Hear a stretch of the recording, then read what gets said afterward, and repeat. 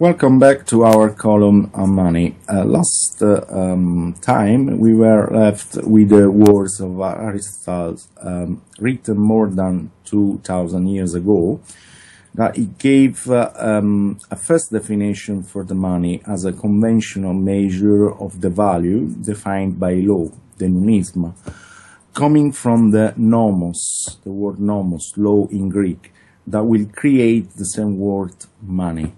Definition that will only be completed in the 20th century by Professor Ariti of the University of Teramo, with the other definition as value of the measure. The Greek concept of money was of great importance in the various polis, as we have seen in the example for Athens and Sparta, where there had been the first application. Leaving us, we had mentioned about the mission of Roman delegation in ancient Greece to learn the secret of money. On return, the delegation reported the fundamental knowledge for that what will be the most important, powerful military and commercial empire of antiquity and perhaps of history. Here too, historians, especially economists, have reported very little information about the Roman reform and author of this revolutionary breakthrough of money that took place in Rome. The second king, Numa Pompilius, is in fact reminded in all of the history books only as the monarch priest who reformed the calendar and the religious system, but never for his bronze coin, replacing gold and silver and taking on the model and the concept of the Spartan currency as conventional value established by law. Concerning the Numa Pompilius religious reform, this would centralize religious and money power in the hands on one person, the king and the Pontifex Maximus. Position established precisely during his reign, then lost during the Republic, and which will then be the prerogative of emperors. Together, the power to his currency through Caesar was the first to bring together the two powers, those known as emperor.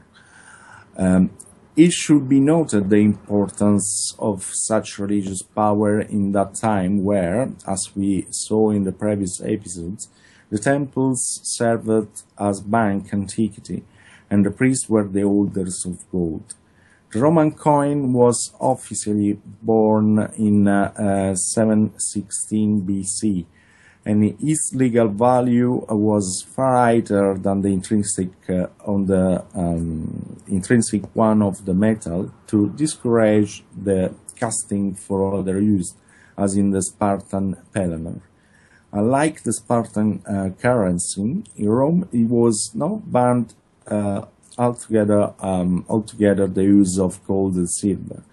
That was limited to foreign trade, while the domestic transaction were introduced small coin in bronze. Unlike Spartan currency, very large, with this Roman innovation of small coins, on business grew significantly, making the state and the city completely independent from any owner of gold. Rome was in fact rich in copper stocks, and in the conquest of the various territories, stored away gold, replacing the money in circulation in the occupied zone with its own currency in bronze. In the 4th and 3rd centuries BC, the minting of gold was completely banned in Italy against the bronze, increasing stock of gold and silver intended for foreign trade sweep up with Win's war. Foreign coins of gold and silver were not used in Rome. At the same time, the cattle were always used both in trade but also as a measurement reference. So often these animals were embossed on bronze bar that were initially the shape of the coin. Archaeological findings throughout Italy have confirmed the massive use of money bronze in Rome and central Italy, early as the 7th century BC. First as a large shapeless blocks, then minted by Rome and other ticks with rectangular shape, always large until the Republican age, when they began to mint smaller coin, more functional in business, especially in competition with the Greek silver coins used in southern Italy. The value fixed by law was 10 coins for a goat and 100 coins for an ox as a good reference. The bronze coin was upset by the entire population and was the only one upset by the state for the payment of tax. The reference value in livestock will come from the knowledge about solemn reform given by Roman delegations and to Athens. The Greek experience also suggests the minting of small coins with an intrinsic value always smaller than the nominal one, to stimulate even more the use of money in trade. With this shape of monetary system, Rome expanded its roots over the peninsula, using the precious metals only in foreign trade. The bronze coin was the main currency of payment for the state for all needs, salaries, public works, or also real donation, just to have a few examples. The Roman coin appears as a kind of fiat system where the nominal value of the currency is established by law far greater than intrinsic value. The Punic Wars put in crisis the Roman monetary system because the city, to meet the military spending, particular during the Second War against Hannibal, skillful manipulator of money it chose to mint silver coins and then in gold the coins, with an overvaluation of nominal value. Carthage was a rich trading city and had great experience in currency exchange rate of precious metals. To mint the new coins, Roman Republic had recourse to the loan of silver and gold by the patricians, falling into debt. The long duration of the war also took away small farmers from lands because they engaged on the battlefield, causing the buying spree by the nobles. The post-conflict situation then led a new transfer to wealth to the holders of gold, while the state bronze coin became very poor. This brought about the creation of a plutocratic dynasties based on the loan for the minting of gold and based on the debt, which soon led to the civil war that saw content for the power to issue currency, that is to govern, among this family of emitters or private lenders. Thanks to the financial power acquired during the long Punic Wars, these patricians could brave entire legions and to oppose any redistribution of wealth. Once again, the concentration of gold and silver in few hands and the issue of money as debt had created dramatic situation in the living condition for the population. Later, during the Civil War, all the dictators that followed minted the private gold coin, while the bronze coin was never coined until the empire, thanks to Augustus. The bronze coin became very scarce. The first emperor also abolished in 10 AD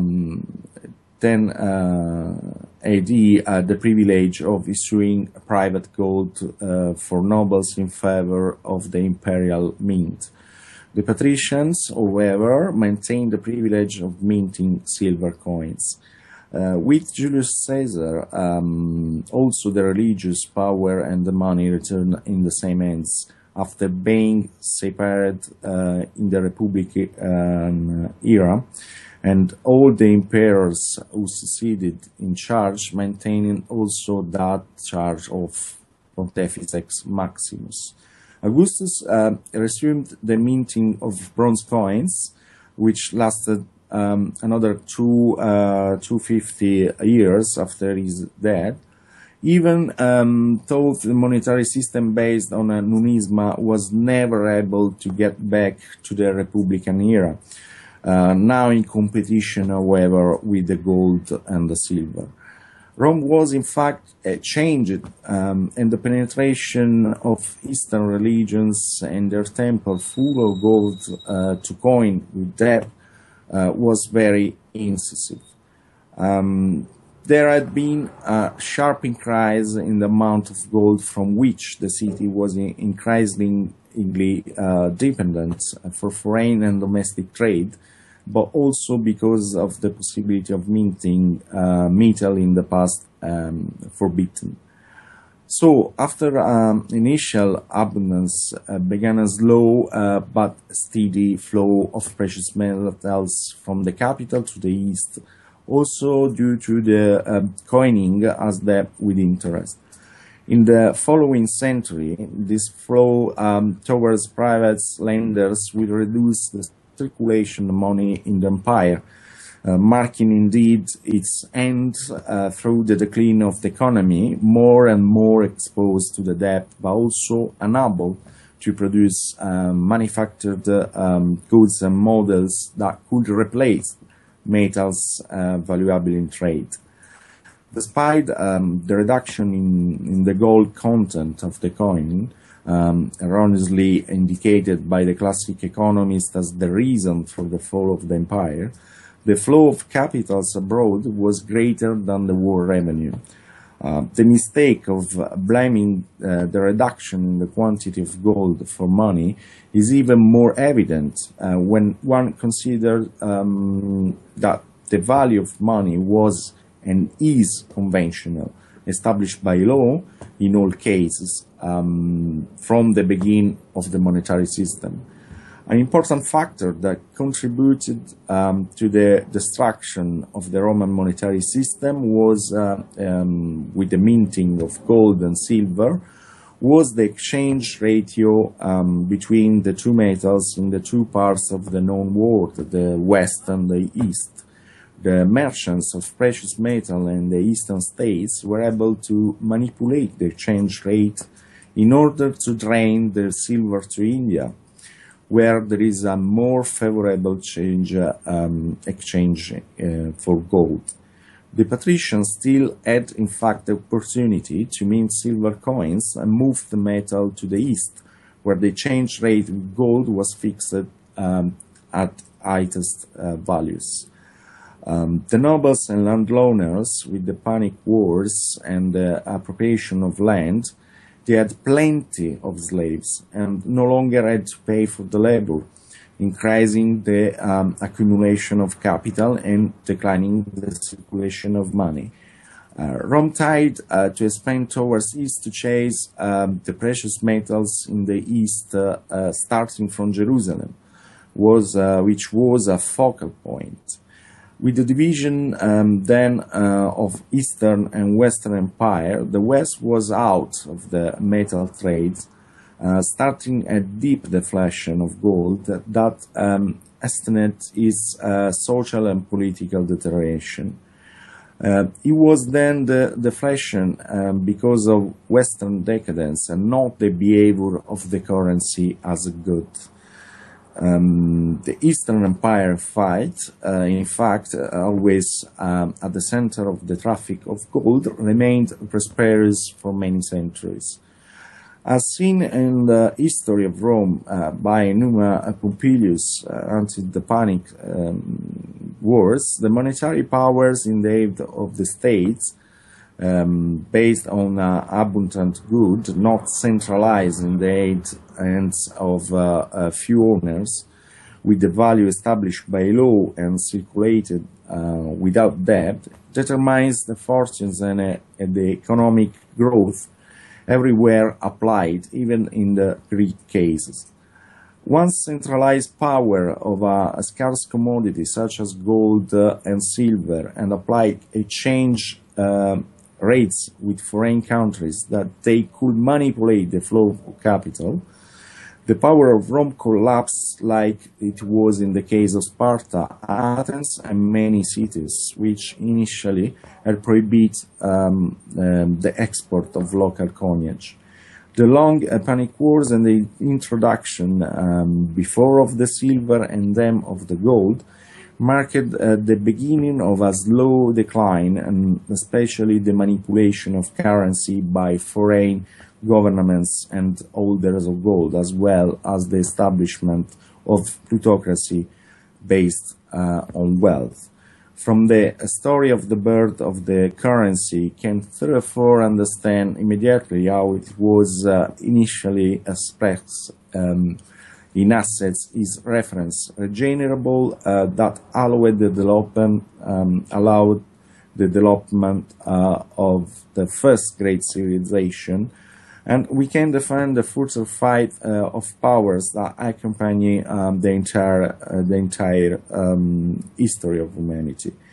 The model solved two opposing systems: the Roman Republican and the Eastern Europe system, which was based the latter, which was based on the centralization of power by the holders of gold and silver, that by issuing private debt have always manipulated, now acting on the loan, the interest and the exchange rate between the various metals as a reference.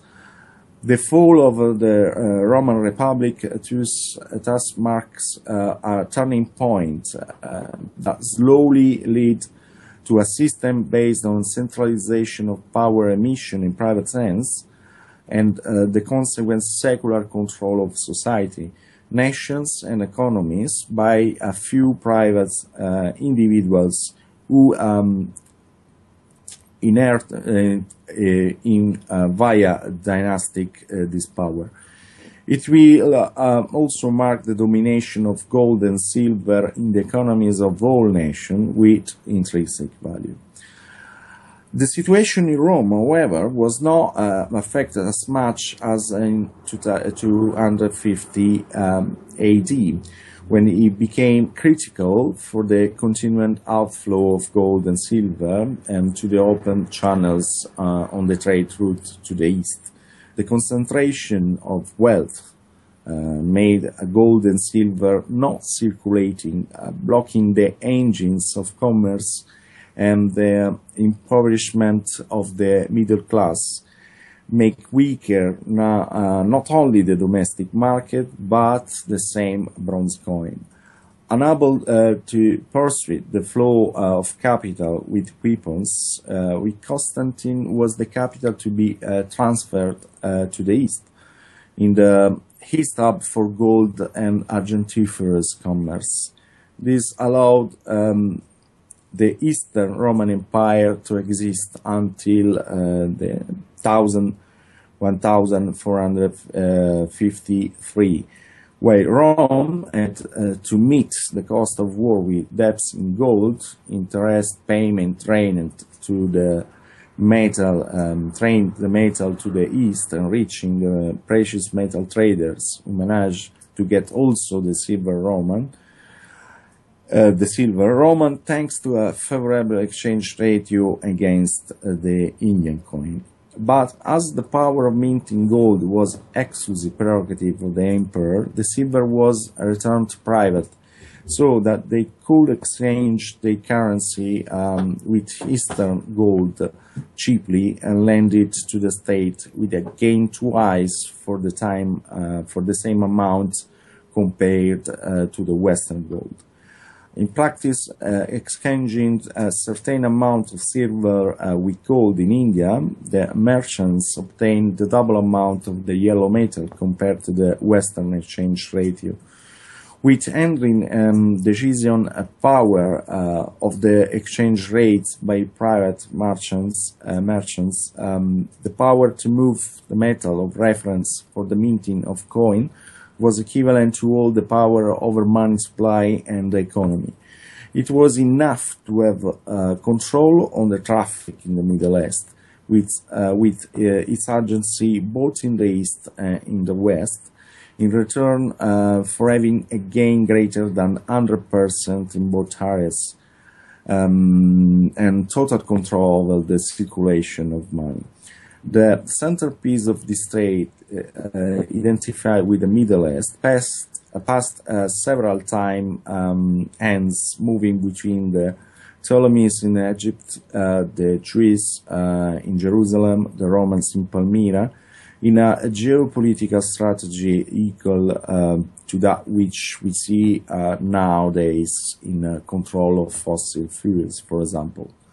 Control of the Middle East and a number of strict customs led the empire in a relative calm of money market until 250 AD. So, when a new wave of wars for power allowed the merchants of gold and silver to drain much more, as well as much centralization of power, and they soon were able to mint the currency, thus making the issue private.